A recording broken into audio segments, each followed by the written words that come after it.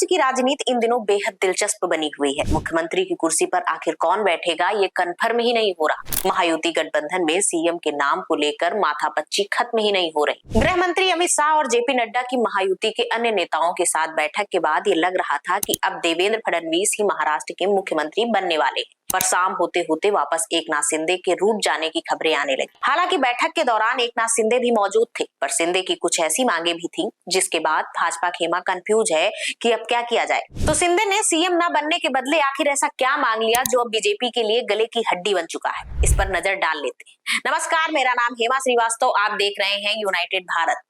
सूत्रों की माने तो एकनाथ शिंदे खुद मुख्यमंत्री की कुर्सी छोड़ने के लिए तो तैयार हैं, पर वो चाहते हैं कि उनके बेटे को उप मुख्यमंत्री बनाया जाए। उन्होंने बीजेपी के सामने अपने बेटे श्रीकांत शिंदे को डिप्टी सीएम बनाने की डिमांड रखी है। हालांकि शिंदे के इस प्रस्ताव पर भाजपा की तरफ से हामी भरना नामुमकिन सा लगता है, क्योंकि श्रीकांत शिंदे के पास इतने बड़े पद पर काबिज होने के लिए कोई पॉलिटिकल एक्सपीरियंस नहीं है और ऐसे में भाजपा पर परिवारवाद जैसे आरोप लग सकते हैं। इसके अलावा इस निर्णय से महायुति गठबंधन के कई बड़े नेता बगावत भी कर सकते हैं। मीडिया रिपोर्ट्स की माने तो शिंदे उप मुख्यमंत्री की भूमिका में काम नहीं करना चाहते। गठबंधन की मीटिंग के बाद ये खबरें भी चल रही थी कि शिंदे ने शिवसेना के लिए कई महत्वपूर्ण विभागों की मांग रखी है, साथ ही अपने लिए विधान परिषद के अध्यक्ष पद की भी मांग की है। शिंदे चाहते हैं कि गृह, शहरी विकास और लोक निर्माण विभाग उनके खेमे में आए। अब ये सभी सरकार के सबसे महत्वपूर्ण मंत्रालय में से एक है, तो लाजमी है कि महायुति में से इन पदों को लेकर खींचतान तो होनी ही है। अब सबसे बड़ा सवाल ये है कि क्या शिंदे की ये मांगे स्वीकार भी की जाएंगी या नहीं।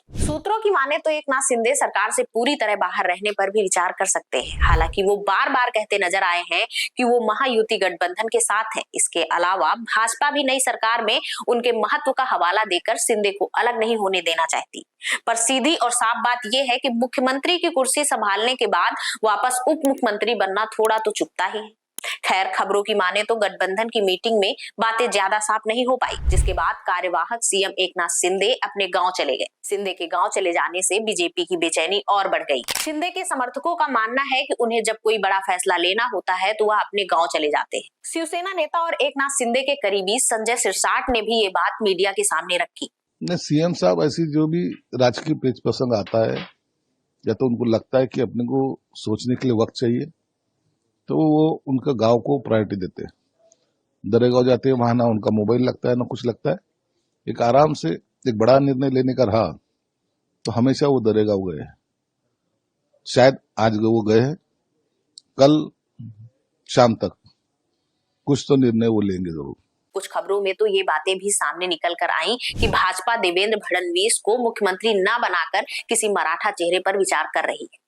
ये नया नहीं है। मध्य प्रदेश और छत्तीसगढ़ में भी हमें ये देखने को मिला है कि कैसे राजनीतिज्ञों के सारे दावे और कयास फेल हुए और जिन्हें सोचा जा रहा था उनके इतर कोई और मुख्यमंत्री बन गया। खैर, आप सबकी इस पर क्या राय है हमें कमेंट कर जरूर बताइएगा। साथ ही वीडियो को शेयर और चैनल को सब्सक्राइब करना मत भूलिएगा।